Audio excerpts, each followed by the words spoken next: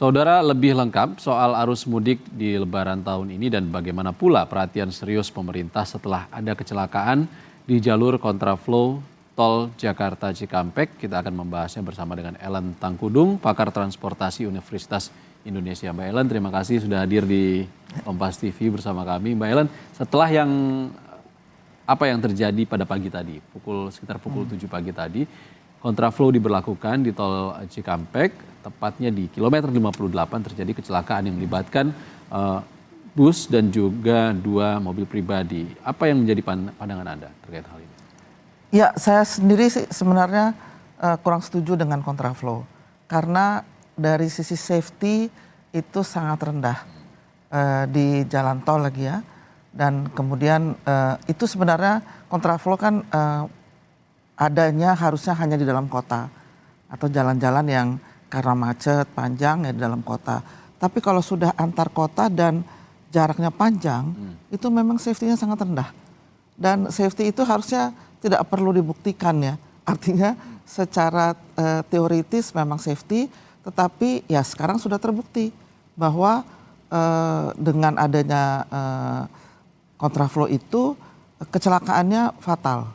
Sampai meninggal dunia banyak, dan itu mungkin saja karena pengendara bukan yang sering lewat jalan itu.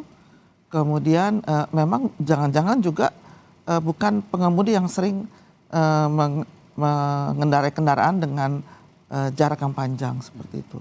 Jadi memang harus konsentrasi sangat tinggi kalau di kontraflow.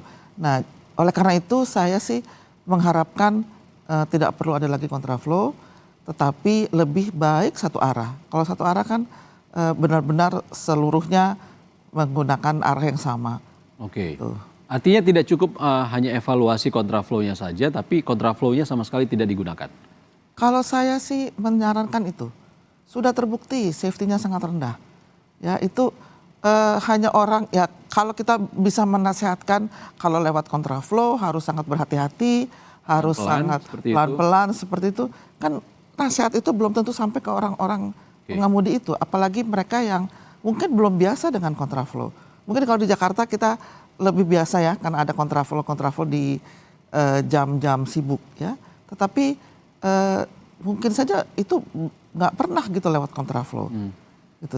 Kalau kontraflow itu kan benar-benar kita harus pada jalurnya, tidak boleh meleng sama sekali, dan tidak boleh berhenti.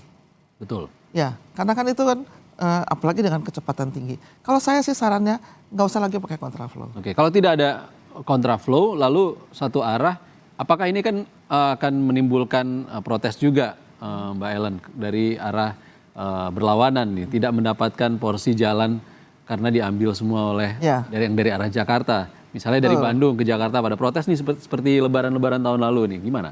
Ya, kebetulan kontraflow diterapkannya di jalan tol Trans Jawa ya, di mana alternatif jalannya ada.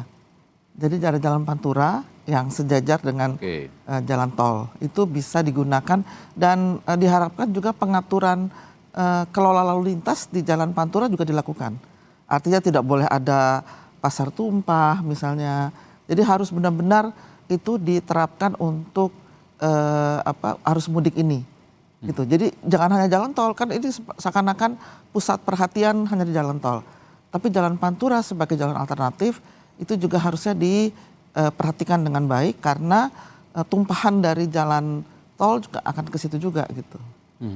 Kalau penerapan kontraflow dihapus, lalu prioritasnya lebih kepada satu arah, bagaimana pengendara yang sudah berada di dalam tol yang kemudian nantinya ditutup gitu, seperti yang ramai di media sosial Mbak, tahun lalu itu banyak sekali yang dari arah Bandung menuju Jakarta harus berdiam di tol selama berjam-jam ini, dan mereka protes keras gitu.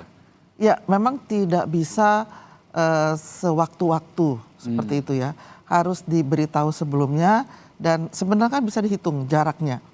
Jarak dan waktu ketika akan sampai di situ, sampai di yang one way itu memerlukan berapa lama dengan kecepatan berapa. Nah, dari hitungan itu bisa diberitahu di mana harus ada pemberitahuan bahwa akan terjadi one way. Dan sebelumnya ya memang sangat disarankan pengemudi mudik ini selalu mencari pengetahuan tentang lalu lintas lewat jalur-jalur medsos, lewat media dan sebagainya. Jadi jangan benar-benar nggak tahu apa-apa gitu. Itu satu. Tapi yang berikutnya adalah memang harus diberitahu sebelumnya. Walaupun udah pengumuman di mana-mana, tapi di jalan tol itu sendiri harus diberitahu sebelumnya bahwa jam sekian akan dilakukan one way itu gitu. Itu dengan perhitungan bisa. Oke. Kalau Mbak Ellen tidak setuju dengan kontraflow, lalu penerapan satu arah juga perlu sosialisasi yang sangat sangat rapih seperti itu ya Mbak Ellen. Apakah ada rekayasa lalu lintas lain untuk mengurai kepadatan di jalan tol? Ya memang infrastruktur jalan tol, jalan, jembatan tidak dibangun untuk kapasitas mudik ya. Jadi memang kalau macet ya pastilah pasti bakal macet asalkan macet itu dikelola ya. Dikelola artinya sudah direncanakan bagaimana cara pengelolaannya. Bagaimana caranya? Kalau bukan one way harus disosialisasi. Kontraflow saya sendiri tidak setuju dengan adanya kecelakaan itu ya karena safety-nya sangat rendah. Bagaimana caranya? Nah caranya memang harus ada pengelolaan yang terpadu antara setiap gerbang tol sehingga dapat diketahui arus yang paling misalnya terjadi arus yang sangat tinggi misalnya arus yang paling volumenya paling banyak gitu. Nah dia akan nyampe di pintu tol tertentu kira-kira jam berapa. Nah di situ mobile reader turun semua gitu misalnya. Jadi cepat itunya. Kan salah satu penyebab macet itu kan pintu tol. Nah itu diinikan atau malah tidak dilakukan sama sekali perhentian di pintu tol itu misalnya. Oke. Dipercepat saja gitu. Itu salah satunya. Oke, Mbak Ellen, tahun ini kan sekitar 193 juta kalau kata pemerintah pemudik dan tiap tahun meningkat termasuk pemudik yang menggunakan sepeda motor. Tidak hanya membawa barang bawaan yang besar-besar, kadang juga membawa anggota keluarga yang ada anak kecilnya di sana. Seperti apa Anda melihat ini? Apakah ini merupakan satu aktivitas mudik yang justru sebenarnya sebaiknya dihindari gitu? Apa solusinya? Itu dari bukan awal mudik ya, dari sejak lama kami yang pengamat transportasi yang memang benar-benar memperhatikan hal itu selalu mensarankan agar tidak menggunakan sepeda motor. Tapi tidak mungkin kan, karena sepeda motor itu kan bagian dari transportasi pada level tertentu, mayoritas, dan juga menunjukkan tingkat sosial tertentu gitu. Nah oke, tidak mungkin, tapi yang harus diperhatikan adalah jagalah safety dari kendaraan itu, kemudian bagaimana supaya naik sepeda motor itu hanya satu penumpangnya. Dan barangnya ya memang sangat terbatas, namanya sepeda motor. Tidak boleh melebihi dimensi dari motor itu sendiri. Itu yang harus, dan kalau awal-awal dulu ya, itu polisi sangat memperhatikan itu. Jadi nggak boleh dan disuruh balik atau anak dan istrinya misalnya disuruh naik bus misalnya seperti itu. Tapi nggak tahu ya sekarang. Sekarang nggak ya? Sekarang kayaknya nggak deh. Oh gitu. Ya, saya juga nggak tahu ya. Tapi menolong dengan mudik-mudik gratis dengan bis juga itu menolong. Tapi saya lihat tetap saja yang naik sepeda motor tetap banyak. Ya paling tidak harus tegas polisi. Sekali lagi itu safety. Jadi safety itu istilah tidak perlu dibuktikan deh. Jangan itu gara-gara sepeda motor begini akhirnya Anda kecelakaan. Bukan begitu, tapi sebelumnya harus diberitahu bahwa itu nggak safe sama sekali. Baik ya namanya juga kalau sepeda motor kan orang yang naik mesin ya. Kalau kita di mobil kan kita di dalam kendaraan dalam mesin ini kan butuh konsentrasi lebih tinggi untuk menjaga konsentrasi lebih tinggi dan apalagi kalau istilahnya mudik ya pasti istilahnya mudik itu kita kadang-kadang secara teori mengatakan di atas 50 km lah gitu. Kan ada juga sepeda motor yang hanya daerah situ saja, tapi ada 50 km untuk bisa menganalisis kita menyebutnya seperti itu. Itu harus benar-benar siap gitu ya. Jadi harus ada istirahat, harus ada pengetahuan yang baik tentang jalan di situ. Gitu. Kondisi fisik dan juga mental konsentrasi yang prima sekali ya. Iya, Mbak betul. Ellen. Termasuk juga bagi para, kita kembali lagi ke pengguna jalan tol Ya. di Trans Jawa khususnya dari Jakarta menuju timur Pulau Jawa. Eh, Kalau tadi Mbak Ellen bilang tidak setuju dengan kontraflow, tapi kan kalau kita melihat kondisinya saat ini mudik sudah berjalan, tidak ada pilihan lain seperti itu Mbak. Karena kalau diberlakukan satu arah nanti akan berimbas pada arah berlawanan dan ini mungkin belum diantisipasi oleh pihak terkait. Apakah kontraflow diberlakukan? Solusinya apa? Apakah kecakapan pengemudi untuk dipastikan cakap betul atau pengamanan di jalur yang diberlakukan kontraflow ini lebih diperketat lagi? Seperti apa Mbak? Saat ini kalau mempersiapkan pengemudi sudah terlambat. Artinya itu kan harusnya, dan apalagi kalau pengemudi-pengemudi pribadi seperti itu kan, bagaimana kita tahu bahwa mereka siap atau tidak? Bagaimana kita tahu bahwa mereka akan melewati kontraflow dengan kesiapan mental dan kesiapan pengetahuan keterampilan mereka di jalan tol yang dengan kontraflow itu kan sudah terlambat menurut saya kalau baru mau disiapkan gitu ya. Yeah. Jadi saya pada prinsipnya tetap lebih baik tidak kontraflow. Nah kalau soal one way itu memang kan sudah disiapkan juga oleh mereka, oleh stakeholders yang terkait. Itu sebenarnya sudah disiapkan juga, cuma memang kontraflow itu diberlakukan sebelum masuk one way kan. Jadi sebelum masuk one way dikontraflowkan dulu, jadi sudah terurai baru one way seperti itu. Tapi ya tetap saja terbukti gitu dari kecelakaan tadi bahwa ya kita belum tahu ya penyebabnya apakah sopirnya ngantuk atau tidak, tetapi fatal lah, pasti fatalnya gitu. Iya, tentunya bagaimana penerapan kontraflow ini secakap mungkin harus dipastikan Mbak Ellen karena sebelumnya sudah terbukti kontraflow ini sangat efektif soalnya untuk mengurai kemacetan di jalan tol. Saudara, tetaplah bersama kami di Breaking News Kompas TV terkait dengan pantauan arus mudik 1445 Hijriah yang akan kami lanjutkan usai jeda. Bersama dengan pakar transportasi Universitas Indonesia Mbak Ellen Tangkudung. Mbak Ellen, kalau tadi kita membahas soal mudik menggunakan kendaraan pribadi, baik roda 4 maupun roda 2 dengan segala tantangannya. Pilihan untuk menggunakan moda transportasi publik seperti kereta api contohnya, ini sebenarnya bisa jadi pilihan yang lebih lebih aman mungkin, lebih nyaman seperti itu. Apa yang sebaiknya dilakukan oleh pemerintah dan juga otoritas terkait untuk mengakomodir pemudik ini bisa lebih banyak untuk menggunakan kereta api misalnya? Iya, kalau kita lihat dari pengalaman yang lalu-lalu memang kereta api sudah menjadi pilihan sebenarnya dari para pemudik dan sudah jauh lebih baik daripada sebelum ya mungkin 10 tahun yang lalu ya, di mana karcis masih banyak calo ya dan masih ada yang tidak dapat tempat duduk. Kalau sekarang sudah sangat rapi dan ada seperti boarding pass gitu ya, masuk baru sudah punya tiket baru bisa masuk. Menurut saya itu sudah sangat baik dan ternyata juga peminatnya itu sudah memenuhi kapasitas gitu. Artinya masih kurang, tapi kalau sudah tidak dapat tiket kan tidak bisa memaksakan lagi gitu. Jadi nggak ada lagi yang saya harus naik kemudian menggunakan cara-cara yang tidak baik. Tetapi mereka mengatur waktu.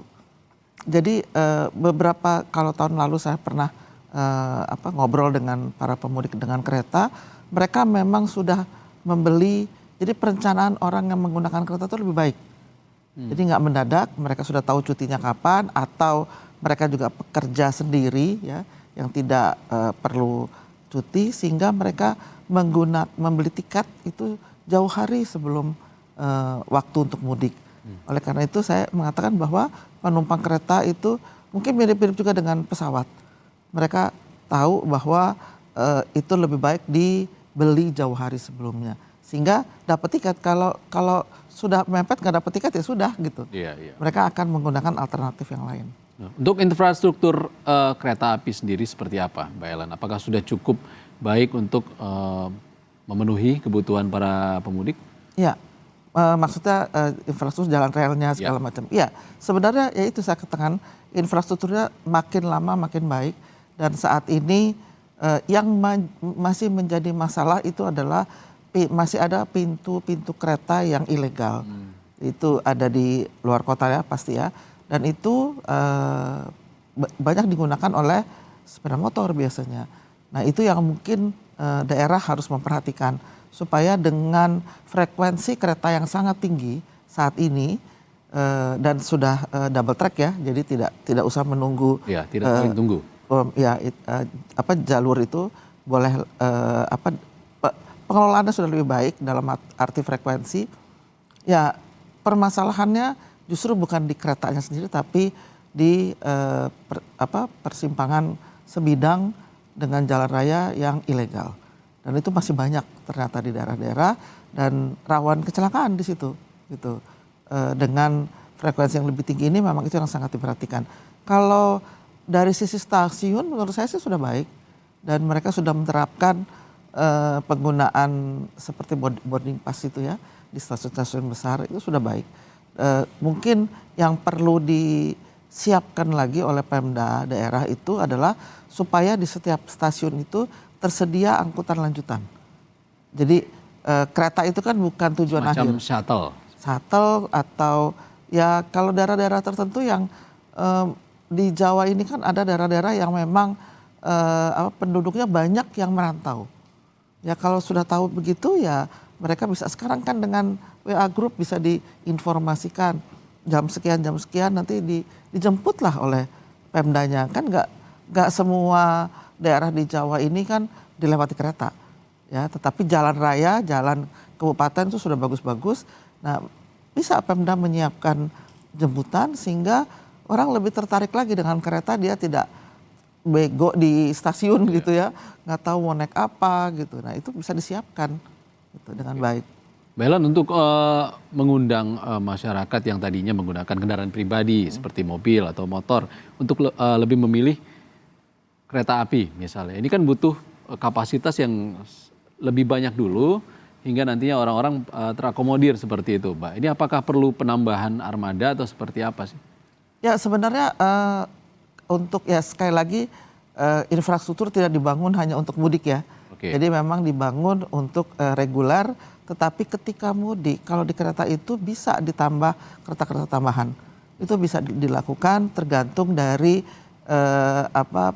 kesibukan atau peaknya ini. Dan itu bisa dipelajari dari tahun-tahun sebelumnya. Ya, tapi kan tiketnya tadi sudah diambil oleh orang-orang yang sudah punya jadwal jelas seperti itu. Iya. Oh maksudnya untuk memindahkan mereka yang tadi kendaraan pribadi. Ya tentu saja harus ada ya selalu sosialisasi. Selalu sosialisasi dilakukan. Nah dan kereta itu bisa direncanakan dengan baik. Artinya ya tentu saja kita tahu kita sekarang bisa semuanya diinformasikan lewat media sosial dan itu bisa dikatakan bahwa oh kereta sudah habis tapi untuk tanggal sekian ada kereta tambahan. Misalnya seperti itu. Dan kalau memang informasi itu bisa disampaikan lewat media, lewat TV, lewat seperti di Kompas TV atau di media-media lain sekarang cepat kok itunya. Blastingnya itu ya, sharingnya cepat sekali gitu. Iya. Jadi tapi ya tetap pengguna kereta itu biasanya bukan yang mendadak. Jadi mereka sudah itu sebelumnya. Jadi sekarang mungkin mereka bisa melihat oh kereta itu aman, kereta itu bisa dijemput, kereta itu tepat waktu. Salah satu yang ini kereta tepat waktu loh. Karena sampai sekarang kita masih melihat bahwa kereta frekuensinya jelas dan waktunya lebih tepat gitu. Iya. Ya, itu bisa yang sekarang masih mudik naik sepeda motor atau naik sepeda motor atau naik kendaraan pribadi bisa itu untuk tahun depan saya naik kereta aja lah gitu. Iya, tidak hanya kereta, kita juga sebenarnya punya kapal laut Mbak Ellen sebagai negara maritim. Kita lihat informasi selanjutnya saudara, kapal Pelni dari Kalimantan kembali membawa ribuan penumpang di Pelabuhan Nusantara Kota Parepare, Sulawesi Selatan. Peningkatan penumpang signifikan jelang Lebaran. Ribuan pemudik kembali tiba di Pelabuhan Nusantara, Kota Parepare, Sulawesi Selatan. Satu kapal Pelni membawa 1.293 penumpang dari Kalimantan dan juga Malaysia. Satu kapal swasta telah sandar membawa ribuan penumpang dari Samarinda. Sementara itu untuk mengangkut pemudik dari Kalimantan ke Pelabuhan Parepare dan sebaliknya, Pelni menyiapkan 6 kapal.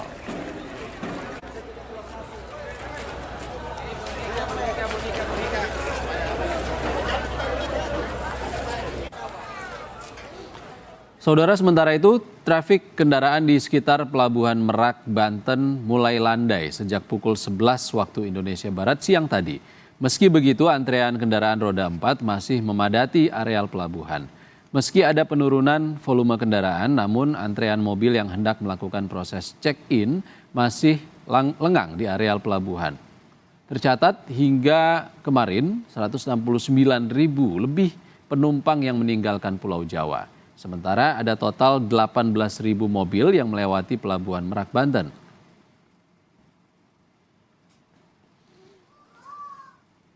Sementara itu, 2 hari jelang Lebaran, antrean pemudik motor masih ramai di Pelabuhan PT Pelindo Ciwandan, Kota Cilegon, Banten. Para pemudik motor tujuan Pulau Sumatera itu dengan tertib menunggu giliran untuk masuk ke dalam kapal yang menyeberangi perairan Selat Sunda.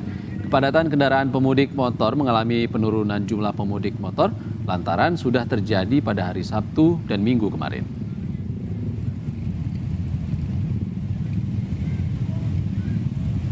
Ya, kita masih membahas tentang dinamika pemudik di tahun ini, Mbak Ellen. Kalau tadi kita bahas soal kendaraan pribadi dan juga kereta api, bagaimana dengan jalur laut? Ini salah satunya penyeberangan antara Selat Sunda dan juga Pulau Sumatera yang biasanya selalu aja ada antrean yang sangat panjang ini dari tahun ke tahun. Ini Mbak Ellen melihatnya seperti apa? Ya, tadi kalau dilihat kan ada kapal itu ada 2 ya, kapal-kapal Pelni yang memang jarak jauh ya, yang ternyata memang kalau kita lihat dari gambaran tadi kebanyakan mereka yang dari sektor informal yang memang tujuannya kalau nggak Pelabuhan Semarang, Surabaya ya ke Jawa ini.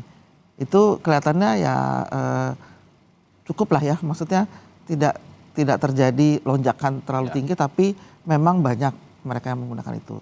Nah, yang permasalahan besar memang di penyeberangan Merak Bakauheni ini ya, dan itu saya melihatnya ASDP ya sebagai pengelola penyeberangan ini masih kurang mengantisipasi lonjakan-lonjakan seperti ini. Kenapa? Karena masih sama lagi dengan sebelum-sebelumnya.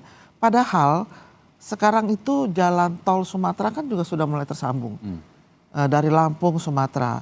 Kemudian ya kalau mau diteruskan bahkan sampai Medan juga bisa gitu ya, walaupun masih belum nyambung-nyambung semua, masih terputus ya. Tetapi itu kan harus diantisipasi dengan baik dengan mengelola pelabuhan ASDP ini dengan sangat dengan sangat teratur. Dengan sangat teraturnya gimana? Maksudnya semuanya sudah harus pakai online. Misalnya itu ya untuk tiket. Sehingga mereka yang belum punya tiket harusnya tidak bisa diangkut. Harus sudah ya sekarang ini sudah wajib lah orang semuanya harusnya membeli dengan online. Itu sama juga dengan kereta juga seperti itu. Gitu. Dan secara infrastruktur dermaga di Merak itu kan ada 7 ya. Kemudian saya lupa ya 1 itu masih digunakan untuk apa. Kapalnya sih cukup tapi kayaknya dermaganya masih kurang deh kalau dermaga ya.